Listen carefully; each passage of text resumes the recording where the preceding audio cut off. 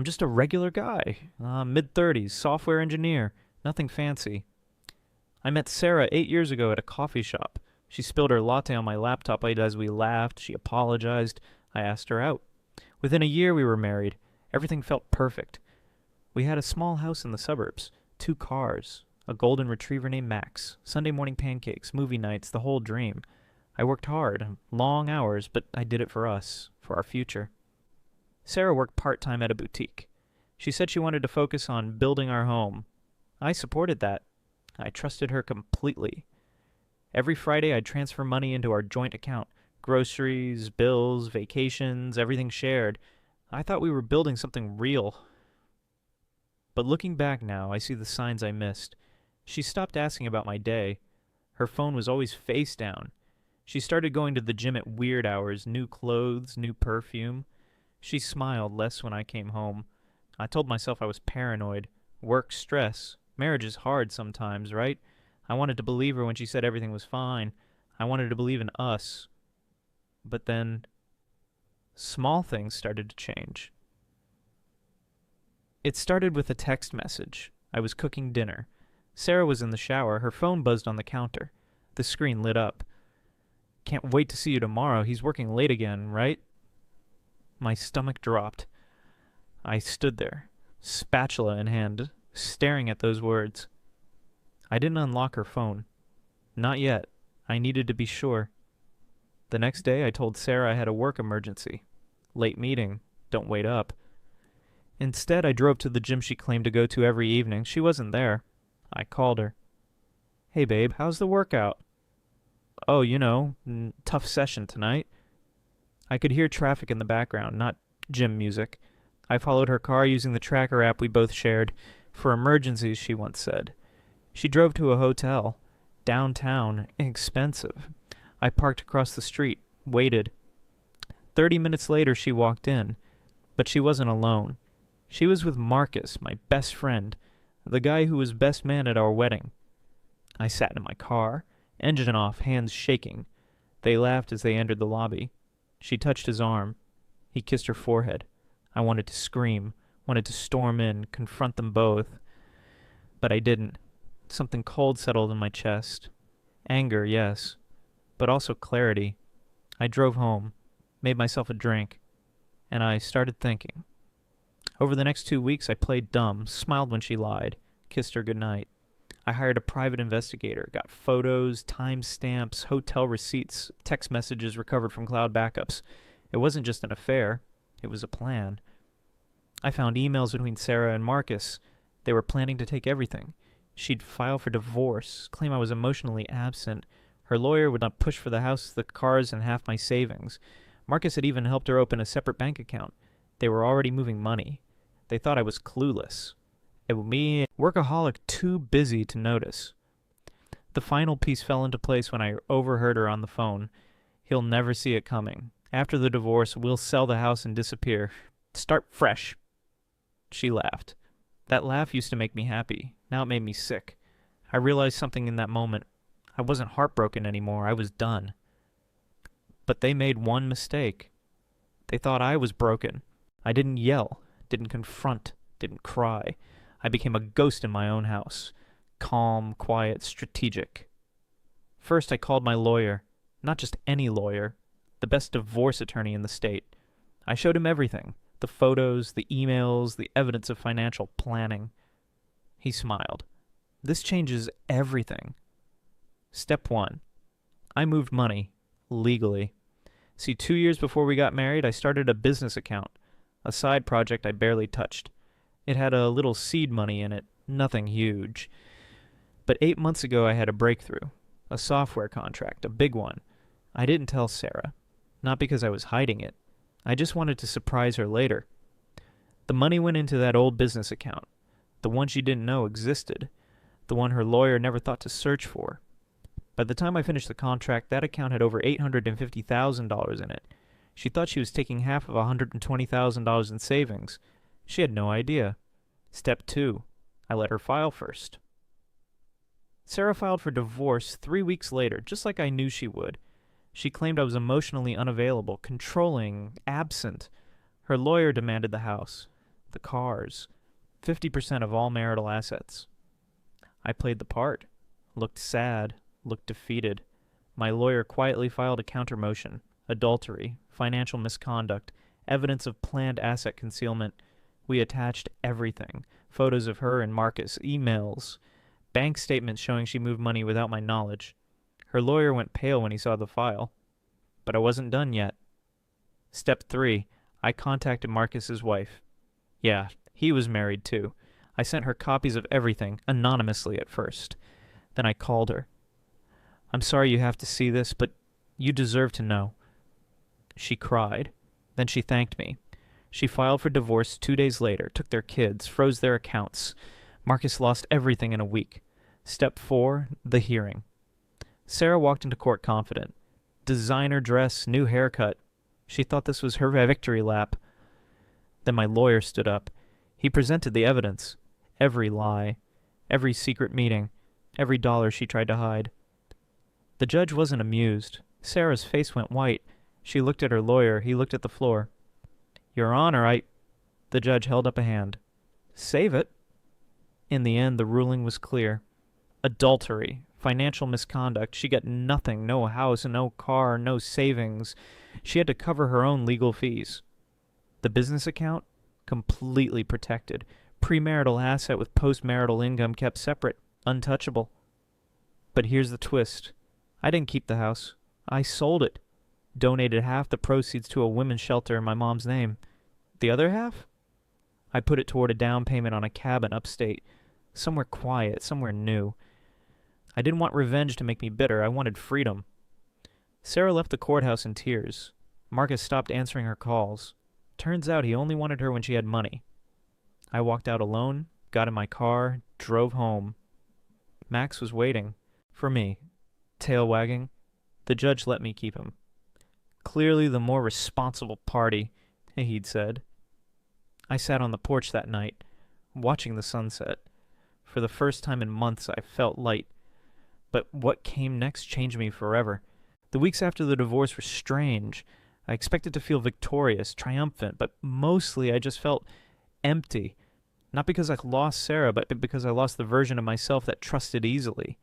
I'd wake up in the new cabin, make coffee, sit on the porch with Max, and I'd think about how close I came to losing everything. Not the money, not the house, but my sense of self. Sarah called me once, 2 months after the divorce finalized. I almost didn't answer, but curiosity got the better of me. Hey. Her voice was small, tired. What do you want, Sarah? Silence. Then, I wanted to say I'm sorry. I didn't respond. I wanted to hear what she'd say next. I know you won't believe me, but I am. I messed up. I was selfish. I thought... I don't know what I thought. You thought you could take everything and I'd just roll over. Yeah. She sighed. I did. Why Marcus? Another pause. Longer this time. He made me feel exciting, like I mattered. You were always working, always busy. I felt invisible. I wanted to be angry, but I wasn't. You could have talked to me, Sarah. You could have told me you were unhappy. I know. I was a coward. We sat in silence. Two people who used to share everything, now strangers on a phone line. I heard Marcus left town, I said. Yeah, his wife took everything. He blamed me, said I ruined his life. She laughed bitterly. Guess we deserved each other. What are you doing now? Working 2 jobs, living with my sister, trying to figure things out. Part of me felt bad for her, but a bigger part of me felt nothing. I hope you find what you're looking for, Sarah. I really do. Do you hate me? I thought about it, really thought about it. No, I don't hate you. I just don't care anymore. She started crying. I'm so sorry for everything. I know. Goodbye, Sarah. I hung up. Max looked up at me from his spot on the rug, tail wagging. Just us now, buddy. Life moved on. I threw myself into work, built my business, took on new clients. The cabin became a home. I planted a garden, fixed the deck, started running in the mornings. I even started dating again. Nothing serious, just coffee, conversations, reminders that not everyone lies. But the real change happened inside me. I learned that betrayal doesn't just break you, it shows you who you really are. I could have been bitter, could have let Sarah's lies poison me, but I chose differently. I chose to rebuild, not just my life, but my ability to trust, to hope, to be open. It took time. Therapy helped. So did long talks with my dad, and late night drives with Max riding shotgun. One night, about 6 months post-divorce, I got a message on LinkedIn. It was from Marcus's ex-wife, Jennifer. Hey, I know this is random, but I wanted to thank you for telling me the truth, for giving me the evidence I needed. You saved me years of lies. I hope you're doing well. I stared at the message for a long time, then I replied, I'm glad I could help. I hope you're healing too. We ended up getting coffee a week later. Not a date, just two people who survived the same storm. She told me about her kids, how she was rebuilding, how hard it was, but how worth it. I told her about the cabin, about Max, about learning to trust again. It's funny, she said. They thought they were so smart, so careful, but they forgot one thing. What's that? People like us don't stay down. We get back up, we fight, we win. I smiled. Yeah, we do. As I drove home that night, something shifted. I realized that revenge wasn't about destroying Sarah. It was about protecting myself. It was about refusing to let someone else's betrayal define my future. The secret account didn't save me because of the money. It saved me because it gave me options, control, a way out. But the real victory? That happened in my heart, when I stopped being the victim, and started being the author of my own story. And that's when I realized the story wasn't about them anymore. A year after the divorce, I was sitting in my office, working on a new project. My phone buzzed. Unknown number. Hello? Is this about the Marcus situation? I frowned. Who is this? I'm his brother. Look, I know this is weird, but he asked me to call you. My stomach tightened. Why? He's in the hospital, car accident. He's asking for you. I should have hung up. Should have said no. But something pulled me there. I walked into that hospital room 2 days later. Marcus looked small, broken, nothing like the confident man who betrayed me. You came, he whispered. I'm here. What do you want, Marcus? He closed his eyes. I wanted to say I'm sorry for everything. I was a terrible friend, a worse person. Yeah, you were. I lost everything, my wife, my kids, my job, all because I thought I could cheat the system. He looked at me. You were smarter. You saw it coming. I saw it because I paid attention, something you never did. He nodded weakly. I deserve this. All of it. I stood there, looking at the man who once stood beside me at my wedding, who I trusted with my life, and I felt pity. Not forgiveness, but pity. Marcus, I hope you use this time to figure out who you want to be, because the man you were, he wasn't worth knowing. I turned to leave. Wait. I stopped. Thank you for not destroying me worse than I destroyed myself. I didn't respond. I just walked out. As I drove home, I thought about everything. The betrayal, the revenge, the aftermath, and I realized something profound. Betrayal broke me. It shattered the life I thought I had, but it also rebuilt me. Stronger, wiser, more careful. I learned that trust is earned, not given, that loyalty is rare, that love without honesty is just a pretty lie. I learned that revenge isn't always about destruction. Sometimes it's about protection, about standing up, about refusing to be a victim. The secret account didn't win the war. I did, by refusing to let their betrayal define me. Now, I live in my cabin, I run my business, I take Max on long hikes, I date carefully, I trust slowly, I protect my peace. And when I think about Sarah and Marcus, I don't feel anger. I feel gratitude.